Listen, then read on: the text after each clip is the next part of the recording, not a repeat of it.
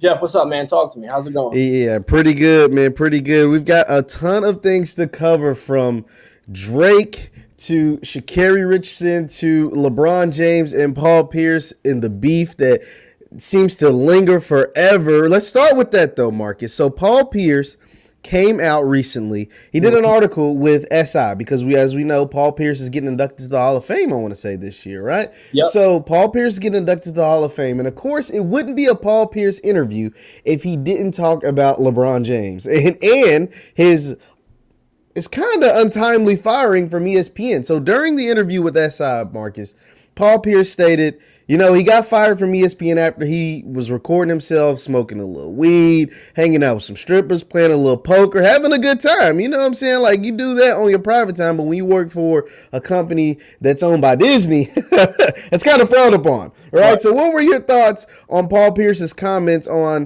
why he was ready to get the hell up out of ESPN anyway, and he didn't care about, the video that he took? He felt like he shouldn't have been fired. So the fascinating thing about Paul Pierce is that when we hear him talk about LeBron or invoke LeBron James' name, we usually think there's some ulterior motive here. But this is one of the rare instances where I actually agree with his commentary. Now, let's get a couple of things straight. Before I get into my soliloquy, I just want to plug the article. I wrote an article yesterday about Paul Pierce and his comments on LeBron James and what it means as it pertains to, are there some kernels of truth in it? I cover the Lakers for a website called lakeshorelife.com. So if your audience can go over and check it out, it's up right now. You can type in Lakeshore Life, real Marcus Lamar on Google, and it'll pop up. So if you guys can go support that, that'd be greatly appreciated. Now let me get back to Paul Pierce. Paul Pierce basically had an IDGAF, which is not safe for workplace mentality, on his way out of ESPN. And if you've ever had a job, we all know how that goes. We've been there before. Was it smart for him to post on social media his activities? No. And the issue is not that he was doing those activities. The issue is that he posted it publicly and he was an employee for a company that doesn't want that stuff put in public blogospheres. Absolutely.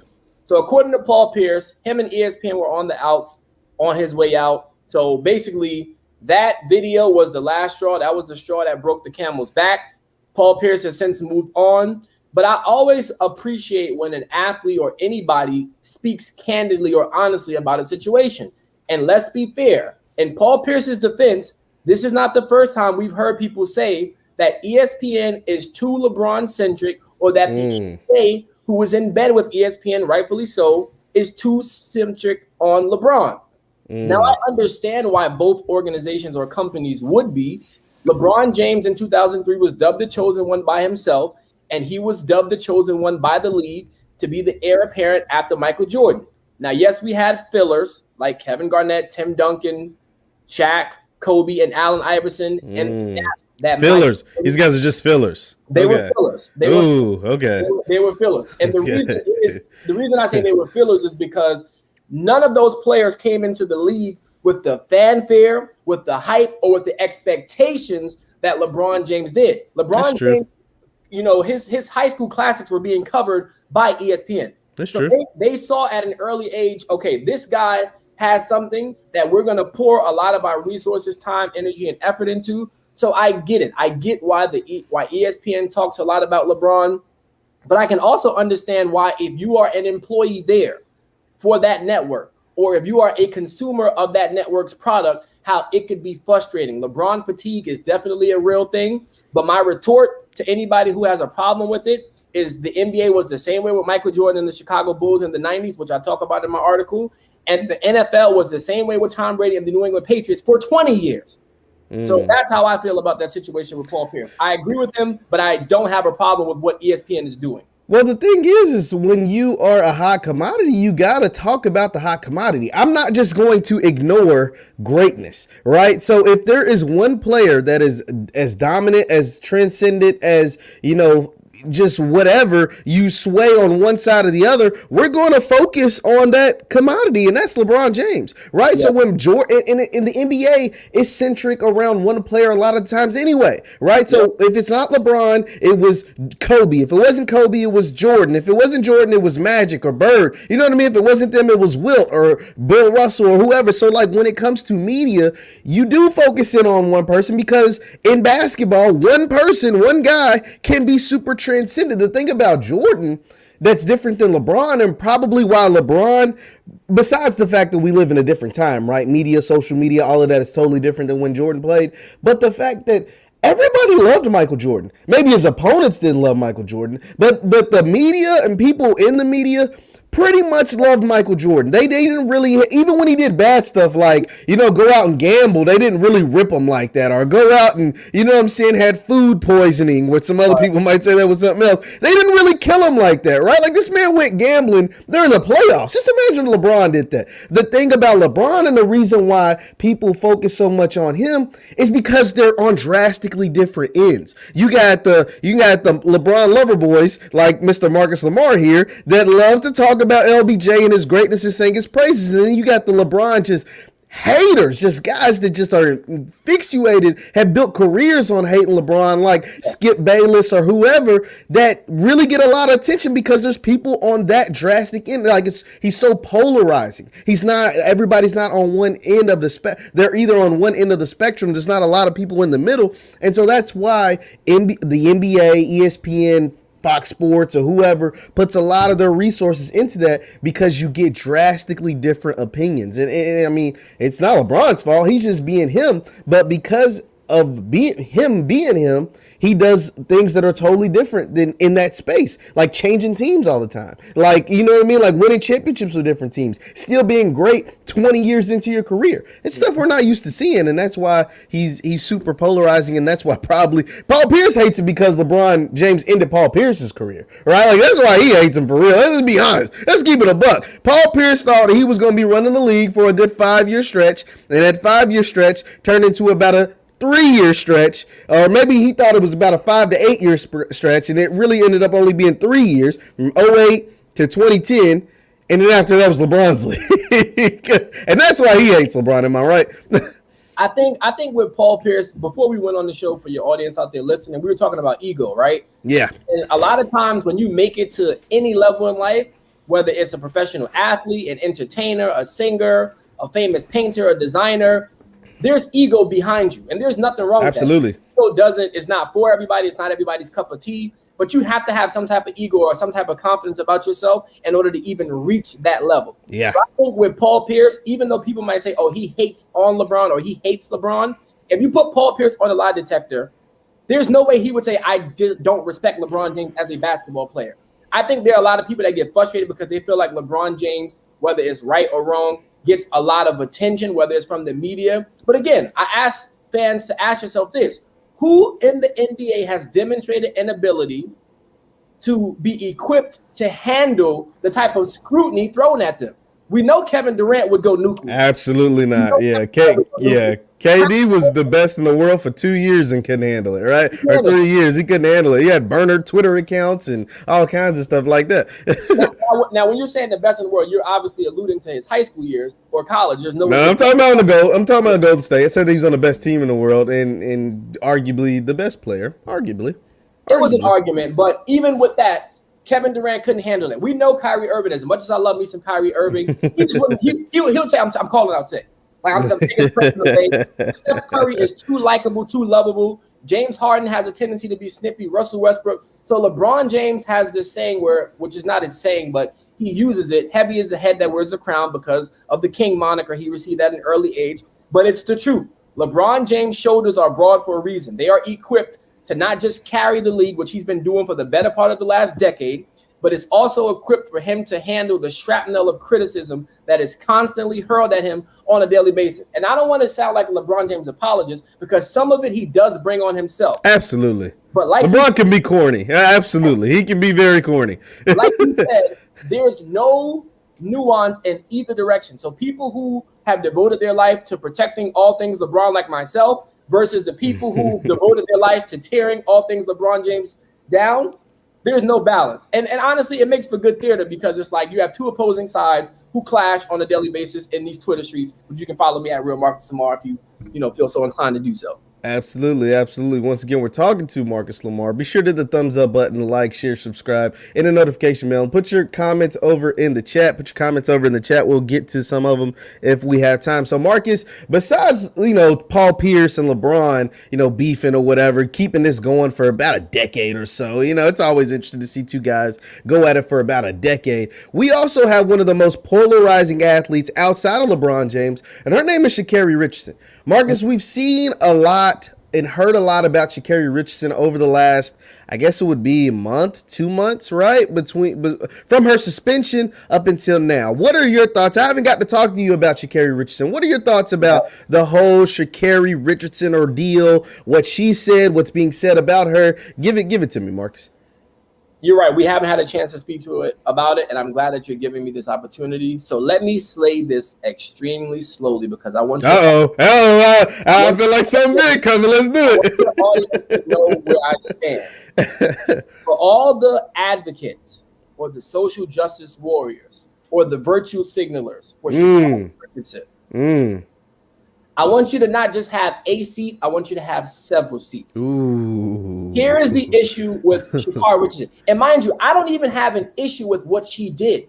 If you tell me, hey, I'm going through some stuff in my life and I like getting high, then that's on you. I pray that you find the help that you need, that you can overcome. If you feel like you're battling some type of substance addiction or substance abuse, I pray that you can overcome that.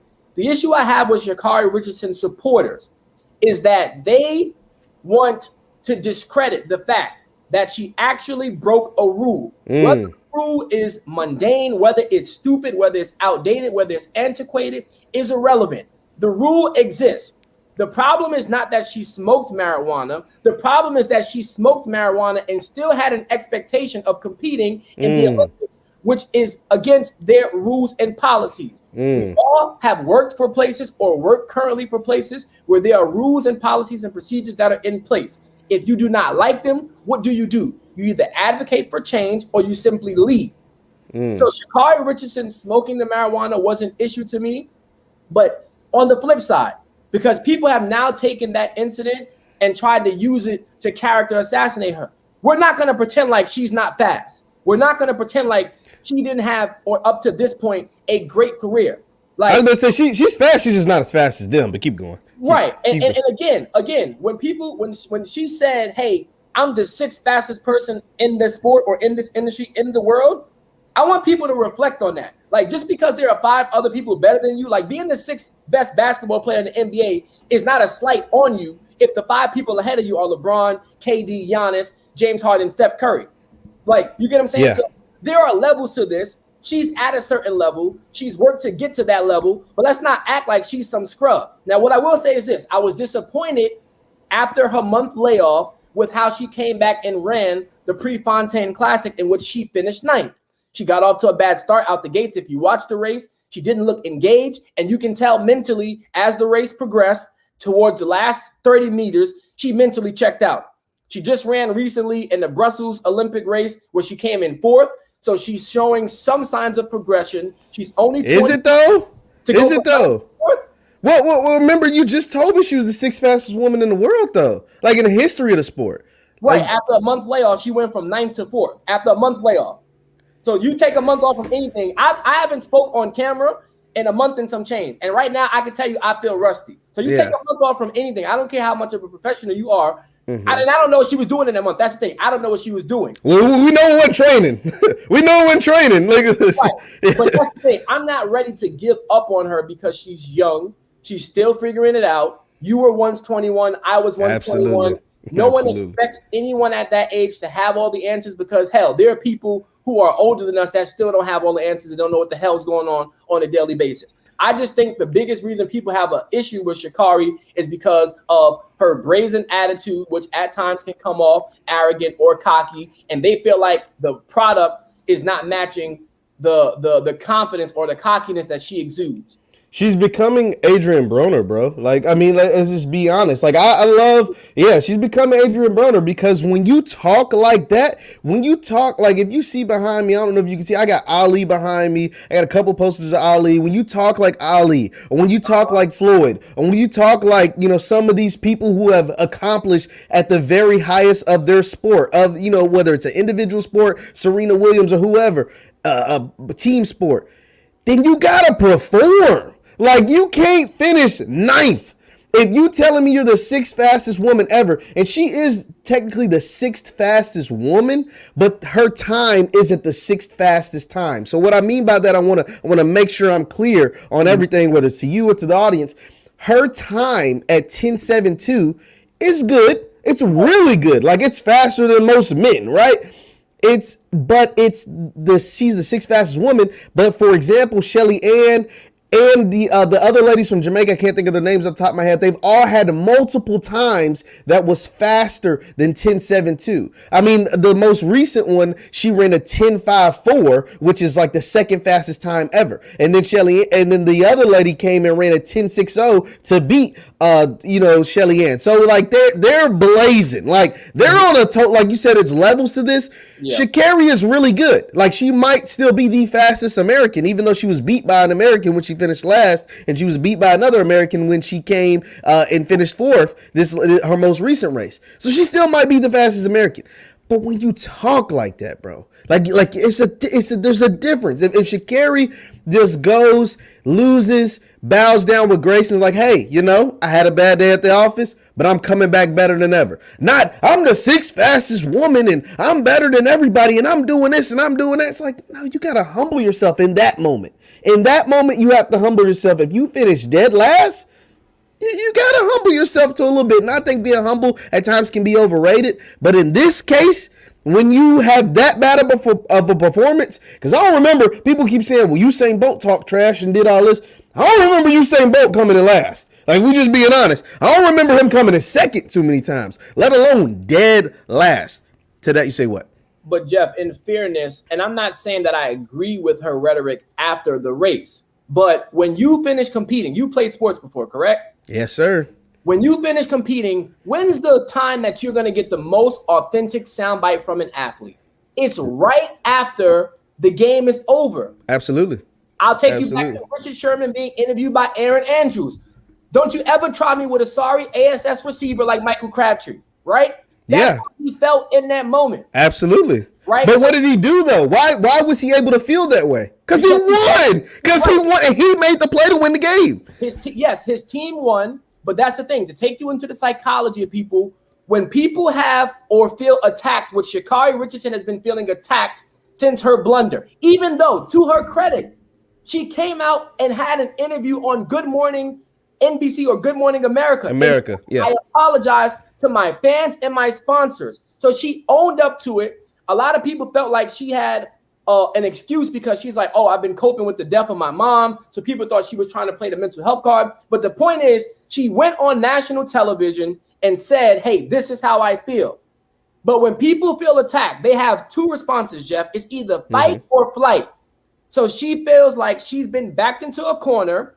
Like someone said, Michael Williams, give her a break. She's young. She's 21 years old. She feels the weight of the world on her shoulders because people are attacking her. Not only are people attacking her, but now it's like they want to see her fail. Some people don't want Sha Cardi Richardson to come out on top because it's like now they don't like her character or they don't like what she's exuding. But it's like, yo, if that's what you need to tell yourself to make sure that your mental stays intact so that you don't break down on national TV in front of all those cameras, then go for it, sis. But at the same token, like you said, when the rubber meets the road, she's going to have to back up with her performance. I agree with you there. Okay, what about this though, Marcus? What about this? So, okay, you can have your slander towards the Jamaicans or whoever because, you know what I'm saying, you feel how you feel about them because they're beating you, they whooping your tail on the track. But what about when Allison Felix, who is class and grace personified, goes on Jimmy Kimmel with Stephen A, by the way, and said, and they ask her about Sha Cardi,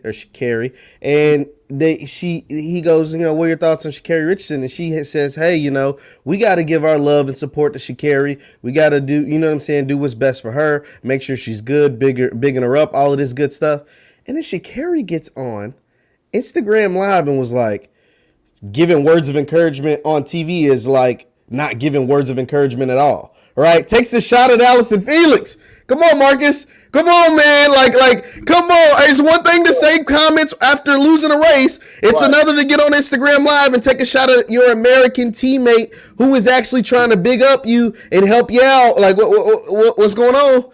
So what's your detailing or highlighting for your audience is basically she needs help. Whoever's in her corner currently or whoever's advising her or not advising her is not doing a good job of it. I'm not here to pretend Sha Cardi Richardson is a saint. In fact, I hate the fact that some people in our community have deified her and made her some type of martyr or made her out to be some type of charitable case where she's somehow a representation of flagrant injustice that have been done against Black and brown people in this country. She broke the rules. She was penalized for it. Whether you think the rules are stupid or not is irrelevant. However, I'm not going to sit there and character assassinate the young lady because of something that she said, because I was once 21. I'm 28 years old, and I still say stuff that I shouldn't say or that I regret. And I at times can have some type of defiance when people are trying to reach out and help me. She needs help.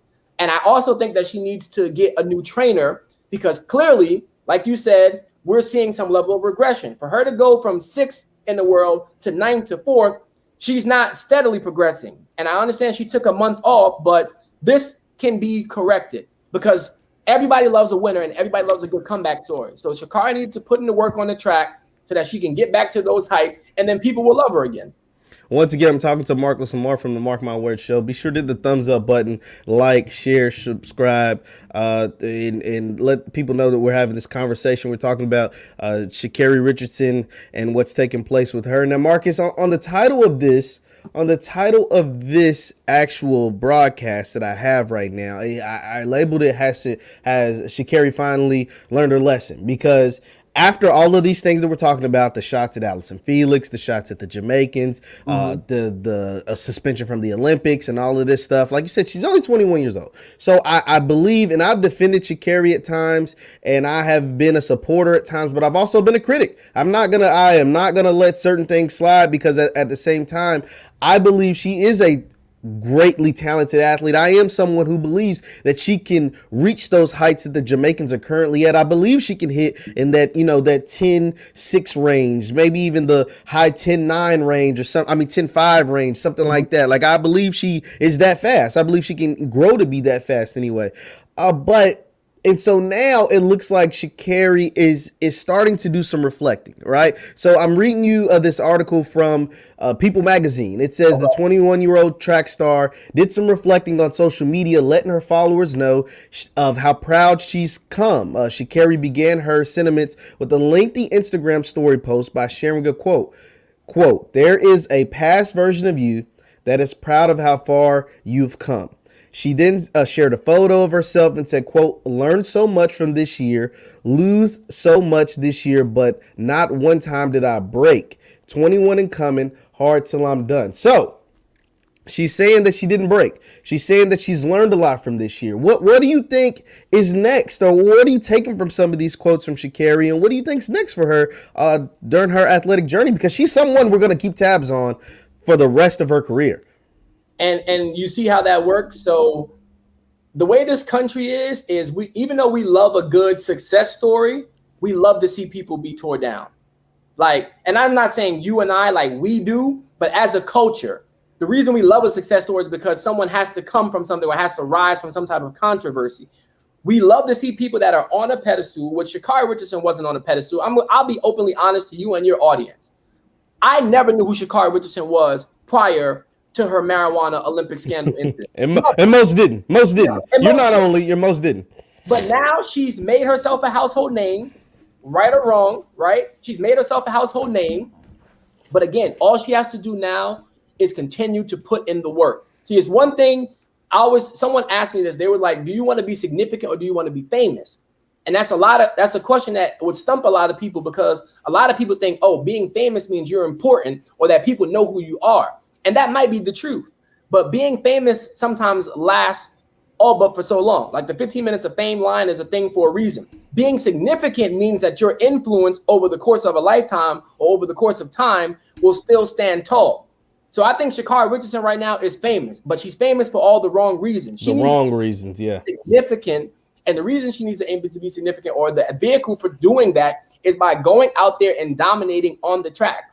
Those three Jamaican women, Elaine Edwards Hurrah, I think that's her name. Yeah, Elaine, yes. And Marianne Jackson are phenomenal. So even though Sha Cardi is a competitor, there's no shame in losing to those three, even though you shouldn't be content with losing. It's not like she's losing to scrubs, even though she came in ninth. She lost, I think, to some person from China. That was embarrassing, right? You can tell. Yeah, she lost to everybody. she lost to everybody when she came in ninth. But again, she's so young. I'm not ready to give up on her. I'm rooting for her. I understand she's not on everyone's Christmas list, but the same way people love you is the same way they can hate you, and vice versa. The same way people hate her, they can switch and love her just like that. Yeah, once again, I'm talking to Marcus Lamar from the Mark My Word Show. Be sure to hit the thumbs up button, like, share, subscribe. Now, Marcus, I want to get to this comment because this comment is interesting to me. It says, Allen Iverson lost and talked. Ali talked. Every football player ever lost, and they all talked. Come on, man. So, like, it's almost like we're beating up, or I guess they're referring to me, beating up on Sha Cardi because she lost and she talked. See, this is different, though. Allen Iverson honestly never talked trash. Allen Iverson was just different when it came to the culture, right? He was just different than what the NBA was seeing. Yeah. He didn't really talk trash. Like, just to be honest, he didn't talk trash to his opponents. Even now, when he sees the young Bucks, he bigs up all his opponents when he plays back. I mean, when they play, whether it's James Harden, whoever, he always showing love. Like, Allen Iverson is the person who shows the most love. Ali talked, but Ali was a 3-time world heavyweight champion, right? So Sha Cardi isn't a champion. Like, the only championship Sha Cardi has won, let's be honest, let's just put it all out there. She hasn't won anything as a professional. As a professional, the reason why you didn't know her, because she was a champion at the NCAA level. Now, last I checked, don't many people know about what's happening at the NCAA level. Like, not on the track and field, if we're just being honest. I kind of know because of some of my connections, but most people don't know what's going on at the NCAA level on the track and field. Sha Cardi made all the noise at the NCAA level because she was setting records, and she was a freshman. She was a freshman out there doing it with blonde hair and long nails, and she was breaking records. And it was like, whoa, who is that? She ran that 10.72, that sixth fastest time that we're talking about. Not as a professional, when she was at LSU in college. Since she's become a professional, she hasn't won anything. The only thing that she won that was of significance is the U.S. Olympic trials this year. She did win that. She did. But then after that, what came? It was the weed suspension, everything she missed out on the Olympics. And since then, she's only come in last and in fourth and in, so she hasn't won anything. So you can't compare Sha Cardi Richardson, who hasn't won anything as a professional. I'm not going to take away her collegiate accolades, but as a professional, she hasn't won anything. So I just wanted to, clear that up because that is totally different. Winning at the collegiate level is totally different than winning at the professional level, wouldn't you say?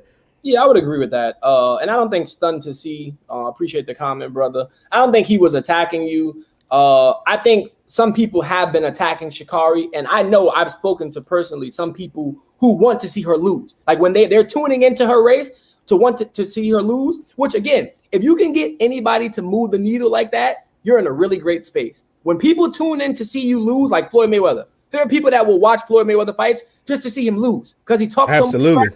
They want to see him fail. But if you can move people emotionally like that, where they either want to see you succeed, which that's the boat I'm in, or they want to see you fail, Sha Cardi is off to a great start. Again, she just has to match, her production has to match her status right now. Now, Marcus, I want to ask you about this. This comment is really interesting to me. It says, Sha Cardi and Naomi Osaka on opposite ends of the humble spectrum. Okay. Both need to work towards a middle ground. Now, you're someone, as we see on your shirt, says is an advocate in therapy and an advocate in mental health and things like that. We see what's going on with Naomi Osaka. What would you say to a comment like this? And if you could give her some advice, or even Sha Cardi, we've been talking about Sha Cardi, but now let's bring Naomi into this. What's something you would say to them? Because we see right now she's going to take a break from tennis because she is struggling with anxiety and maybe a minor form of depression and things like that. But to this comment, what do you say? I think it's a good comment. I think George raises an interesting point. Even if you look at Simone Biles, when it first came out that she had something called the twisties, which is an actual physical like deficiency or disorder, right? People were like, well, is she taking a break because she is suffering from mental health or she's depressed? If this was LeBron and LeBron took off time during the NBA Finals, people would be crucifying him. I think people need to understand two things can be true. So you can make a point and it can have relevance, but you can also make another point and it can have relevance as well. Like it's not a one or the other or either or type of situation. As it pertains to Naomi Osaka, I'm never in the business of telling people, hey, you shouldn't do this because if you do, this is how it's going to be perceived. If people don't believe that she's suffering from an actual mental health crisis, then that's on them. But at the end of the day, if someone expresses to you that they don't feel 100%, which as humans, we inevitably have days or weeks, or sometimes even years, where you don't feel your optimal self, meaning you're not operating at or close to 100%. You need to do something about it. Whether that something is changing up your routine, whether it's incorporating more exercise, changes in your diet, or talking to someone, as my sweatshirt advocates, like a therapist. You need someone that you can vent to who's a nonpartisan party, meaning they're not your friend, they're not your significant other, they're not your family member, they're not going to tell you what you need to hear. You don't need to get confirmation from a yes man. You need someone who's going to be able to give you sound advice on what you're going through. I think Naomi Osaka is a wonderful player. I think it's evident that whatever she was battling or going through did affect her performance. And whether people want to say, oh, she's just using that as a crutch or as an excuse, the reality is when your mind is preoccupied, whether it's with a breakup or divorce or your kids or financial struggles, it is increasingly difficult to do any job. I don't care if it's separating hair, separating bags, or if it's throwing a football. It is increasingly difficult to perform at a high level if you are not singularly focused on the task at hand, which Kobe Bryant used to speak about all the time. When he was on the court, he was laser locked in on the task at hand, which was ripping out his opponent's heart and dropping 60. Absolutely. Once again, I'm talking to Marcus Lamar from the Mark My Word Show. Be sure to hit the thumbs up button, like, share, subscribe. Now, I like this comment by Woodism. It says, y'all need to stop coddling and enabling her bizarre behavior. Who's he talking about? He's talking about Sha'Carri? I think he's talking about Sha'Carri. And now that is interesting to me because this is not the only comment like this. I've gotten tons of comments that feel like, whether it's, I've been attacked, people in the media, whoever, saying that we are coddling her behavior. And another thing is, I saw this comment as well, is like the real question is, since her week, remember we talked about it, she hasn't won anything since, or really even come remotely close to winning anything since her weed suspension, right? It says the real question is she losing because she had to abstain from weed? Is weed a performance enhancing drug? Now, I've never heard of weed being a performance-enhancing drug, but it is interesting that since her weed suspension, she hasn't even come close, Marcus. She hasn't even come close, not just to winning, because winning, I mean, even at her best time, it's a far cry from Elaine and Shelly Ann. Elaine running a 10.54, Shelly Ann running a 10.60, but she's not even coming close to her own times. What do you think about that? Well, I'm not going down that rabbit hole. One, I appreciate the question, but unless we can provide some type of actual data that supports that weed can contribute to someone running faster, I'm not going down that rabbit hole because that's how you get into, being sued for libel. I don't know what Sha'Carri's problem is. I just think when you have a month off from doing any type of profession or work, it is easy to lose desire. It's easy to lose focus. And you're going to have to inevitably shake the rust off of yourself. Again, if you don't, even when I write, I'm a journalist, for those of you who don't know, as I mentioned at the beginning of the show, I cover the Lakers for a website called lakeshowlife.com. When I don't write for a while or for a few weeks, that initial article, my first article back, is always a struggle because I'm trying to shake off my writer's block. So Sha'Carri has runner's block. I don't know if that's an actual thing. You made it a thing today. Right? And again, I don't know what she was doing in the month off that she had. But what we can deduce from what we've seen is that it wasn't running or she wasn't training at the requisite level that she needed to be at in order to seriously compete in those races. Absolutely, absolutely. Once again, we're talking to Mark Lasamar from the Mark My Word Show. Be sure to hit the thumbs up button, a like, share, subscribe. I really like this comment right here. It talks about FloJo, Marion Jones, Allison Felix. Never heard them talk about the other people act unprofessionally, and they won. I mean, I'm not one to say that you can't do what Sha'Carri's doing. You just gotta win, man. Like I'm not one person to say like you gotta act like Russell Wilson or you gotta act like Allison Felix or because I'm gonna just be honest. It's kind of boring. You know what I mean? Like that's kind of boring. Like if we just being honest, if every sprinter or every athlete acted like Russell Wilson or acted like, you know what I mean, just was super humble all the time, every day of the week, it'd be nothing to talk about. And so the fact that Sha'Carri acts the way she acts is dope. To me, it's super dope. You just got to perform. Now, you can't act like that after you lose and come in ninth place, but I do. Well, you got to take a backseat a little bit because you just came in ninth place. You just came in dead last. That's why. Wait a minute. Hold on. Jeff, what does KTSE stand for? Keep that same energy, right? Yeah. So people religiously say that keep that same energy doesn't mean in times of prosperity. It means I want you to be yourself unapologetically, authentically, no matter I get that. what the circumstances are. I get that. And that's true. But at the same time, you don't gotta go crazy and act like you the biggest, baddest thing in the world when you come in ninth place. Yeah, keep that same energy if you come in second, if you come in third, hell, if you even come in fourth against the top three runners. But if you come in ninth and you quit, because let's be honest, Sha'Carri quit in the race. Sha'Carri quit during the race. Sha'Carri quit. Did she not? No. I don't like accusing athletes of quitting.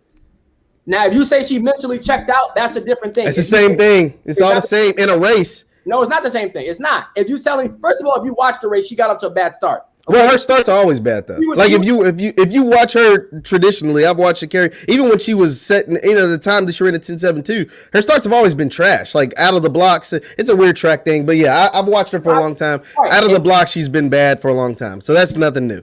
And part of track is they tell you to finish strong. Now, I'll admit, Carrie in the Prefontaine Classic, if you watch the race, she got off to a bad start and did not finish strong, meaning she went hard through the line. When she saw she wasn't going to win, she was like, all right. She mentally checked out. She definitely mentally checked out. Because I think if you look at anybody's career, regardless of their sport, you can always point to a time where someone, quote unquote, quit. The only person I've ever seen in any sport give full throttle, 100% max effort every single game on virtually every play is Russell Westbrook. The great Michael Jordan hasn't always done that. Tom Brady hasn't always done that. LeBron James hasn't always done that. And neither has Kobe Bryant. So that's why I try to be, I'm reticent to say, oh, an athlete quit, because that is a trigger word. If you tell any man, but specifically an athlete, hey, you quit, it's like, first of all, you don't even know what my mindset was in that moment. Okay. Now, I think your analogy or comparison with the Adrian Broner was spot on, but who's her Floyd Mayweather?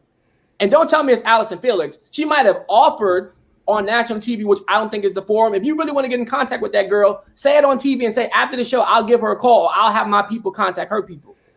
Yeah, no, I can see that.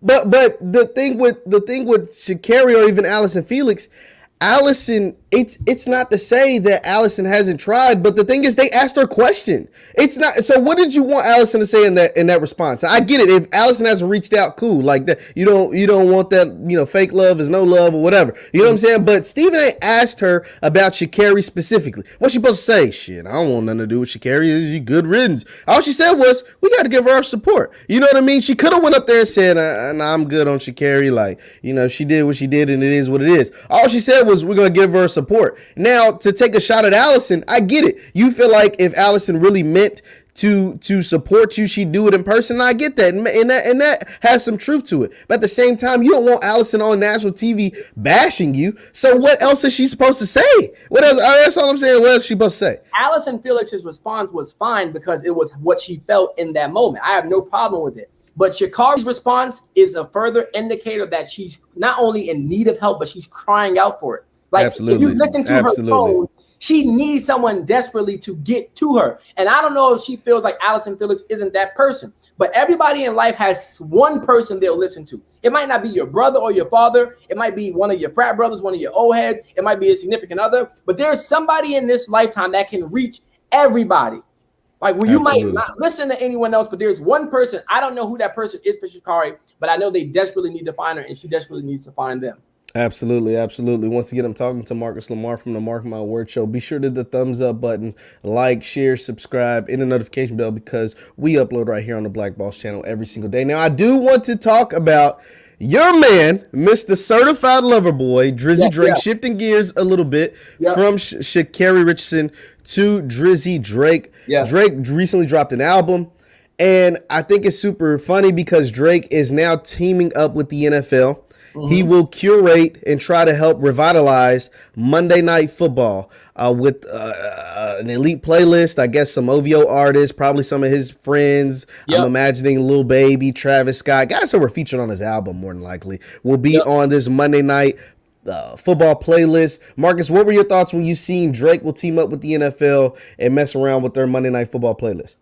So even though I'm a lover of all things Drake, I initially didn't hear the news, like in all honesty, until you mentioned it to me. So I got online this morning, did some research on it, read the article. I think it's great. Drake has what you would call crossover appeal, meaning the NBA is a predominantly African-American league. So I see that they use some of his music when they're coming in and out of commercials or, debuting or highlighting games. The NFL is a league that's watched predominantly by, Caucasian people or European people. But Drake is able to flourish in that lane as well. And we know Monday Night Football hasn't been what it used to be in the past. So I think it's a great deal for Drake. I think it's a great deal for the NFL. I'm not sure if he'll actually be performing. Like, I think it would be dope if the first Monday Night Football game, he actually performed in person at a game or maybe even another game as the season progressed. I think that would be a nice twist or spin on it. But I mean, what do you expect? Drake's the biggest artist in America. It makes sense. He sells the most records. Nobody does numbers like him. And he is the greatest artist of all time. My God. I said greatest artist, Jeffrey. Clean out your ears. Pay attention.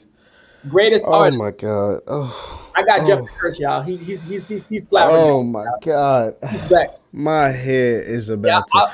All right. No, go ahead. All right. So, damn the NFL. We gotta get to this because I've never. You never what? All right. Before I say anything, please explain to me why you believe in that brain of yours that Drake is the greatest artist of all time. Like of all time. Like when you say artist, you mean in all genres, all people, all time. Correct? Of course. Okay, please. The floor is yours, and I'm gonna give you a solo for this because I ain't trying to distract too much. Go for it. Please explain this to me. First of all, let me alienate some of your fans or supporters. Because I don't like calling people fans. Let me alienate some of your fans or supporters. The only genres that I really care about are rap / hip hop and R&B. That's number one. Absolutely. I don't care about rock. Okay, don't really care about jazz and blues. So that's number one. Point number two. As you all heard me say, Drake is the greatest artist of all time. The reason I use the word artist is because artist is all encompassing.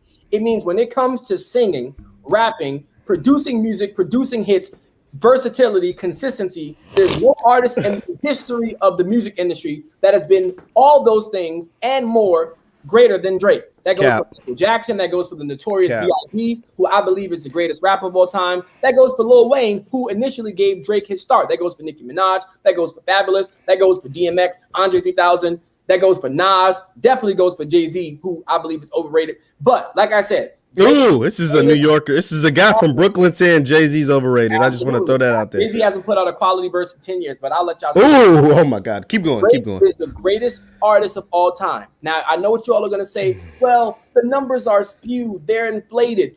Everyone can do numbers because there's so many different ways to stream music. Okay, if everyone could do it, how come everyone isn't doing it? That's my answer to everyone who says something like that. Well, anybody can go out and catch 100 passes in the NFL because it's a pass-happy league. So how come everyone isn't doing it? How come Measly Beasley from the Buffalo Bills isn't getting 100 receptions plus a year like Tyreek Hill and Travis Kelce are? Don't tell me everyone can do it. Show me everyone that's done it. Now, like I said, Drake's the greatest artist of all time. Jeffrey, the floor is yours. I'll allow you to retort. Oh my God. Man, it's just so much. There's just so much that goes into that. That was a lot of information, right? It was a whole lot of information. Honestly, if I'm doing a Mount Rushmore music, which is just the top four, Drake doesn't even make it. He doesn't make the top four. Drake's a great artist. Drake's one of the best to ever do it. Drake is he's an amazing record maker. He sells a lot of records. He's a beast. He's crazy good or whatever. But Drake doesn't make the top four music. Like, he doesn't even make the top, and that's just black people. If I added white folks, he probably would make the top 10. Like, he better make, you know what I mean? Like, I'm just being totally honest. Like Drake doesn't make my Mount Rushmore music does not have Drake on it. It would have Michael Jackson before Drake. It would have Stevie Wonder before Drake. It would have Jay-Z before Drake. It would have freaking Beyonce before Drake. It would have come on, man. Like, it would have Beyonce. Beyonce. Yes. Yes. Yeah. Yes. Beyonce makes better music than Drake. And I love Drake, but Beyonce makes better music than Drake. No, hold on. I know she just celebrated her birthday, right? Shout out to I didn't even know that, but yeah. She just celebrated her birthday. I need you to name the first three people you said. You said Michael Jackson, Stevie Wonder. I don't know who the hell the third person is you said, but name who was the third Jay-Z. person? I said Jay-Z and Beyonce. Who was the fourth person you just said? Beyonce. Well, but I don't know if she makes the Mount Rushmore, but she's before Drake. I'm just naming people before Drake. I'm honest to God. I'm just naming people before Drake. Yes, okay. Beyonce before Drake. Absolutely. No doubt in my mind. No doubt in my mind.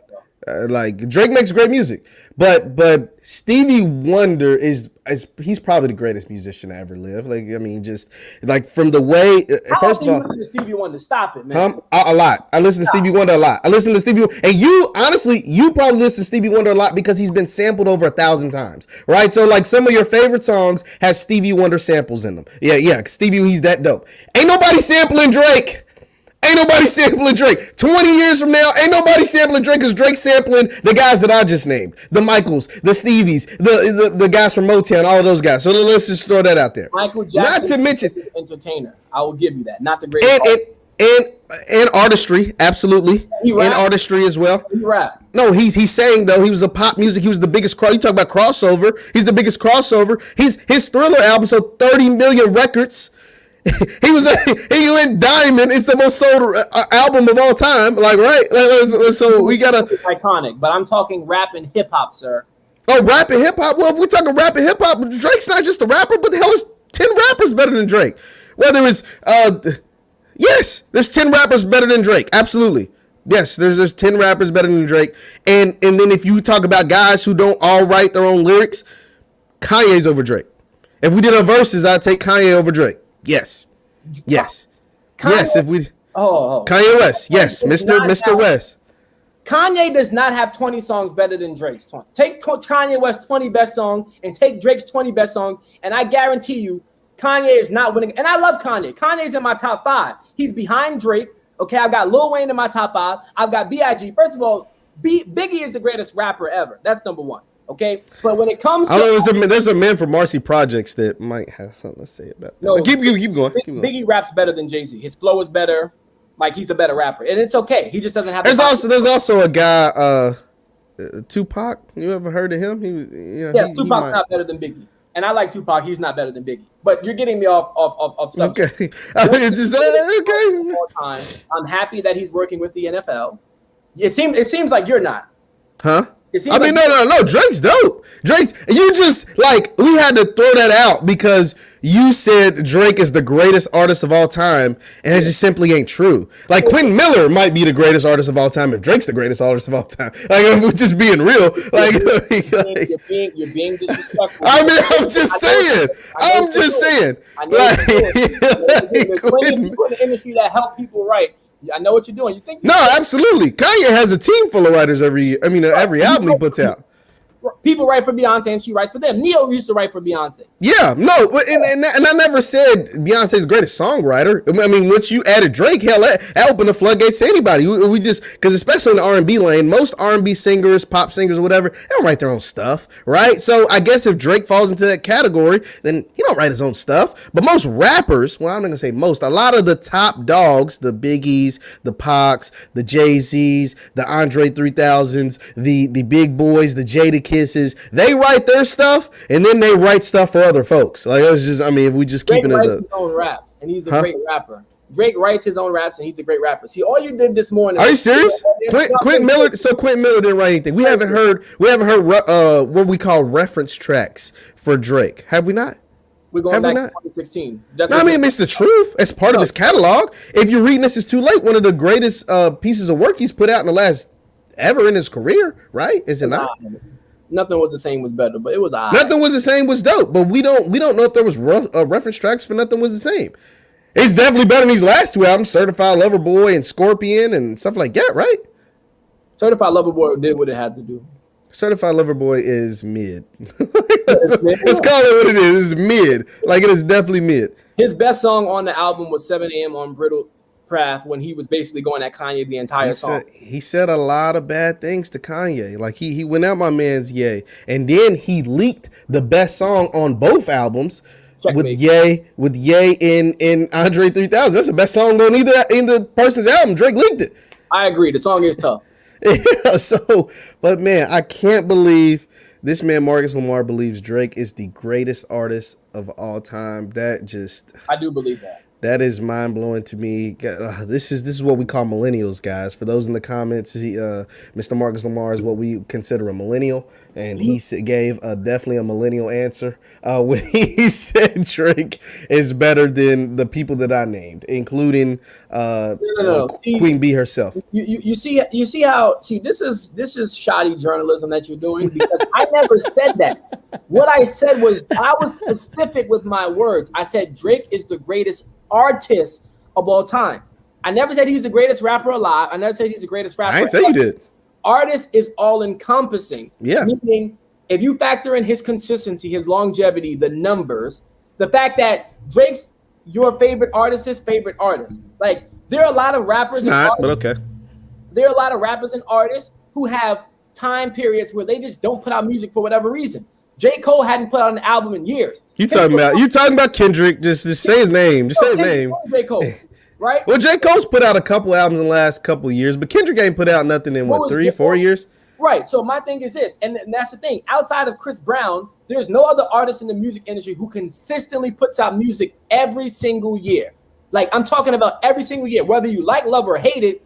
You can count on Drake like State Farm, like a good neighbor. Drake is there. You can count on him to deliver hits. Whether you need hits for emotional stuff, hits for in your car, hits for in the club. He got hits for TikTok, bro. Those songs, a lot of that stuff Drake, especially recently, is putting out, has no longevity. Like, it's not something we're gonna be playing 5 years from now, 10 years from now. It's not something that, like, you can go back to. Like, if I cut on a Michael Jackson station on my Pandora or whatever right now, you're going to be like, dang, that is some nostalgia. Dang, that hits. Whether it's me, whether it's my mama, whether it's my grandmama and them, it don't matter. Like, that has some kind of nostalgia to them. Now, there are some Drake songs like that, but there aren't as many as these other people that I'm talking about. There aren't as many as they're like for a Jay-Z or for a Nas or for a Tupac or for a Beyonce or for a, you know what I mean? Like, or somebody in the comments said Prince or Kanye. Like, it's not the same. Does J. Cole and Kendrick have songs like that will stand the test of time? Absolutely. Right, and Drake does too, but do they have a lot more than the people you name? No, they don't.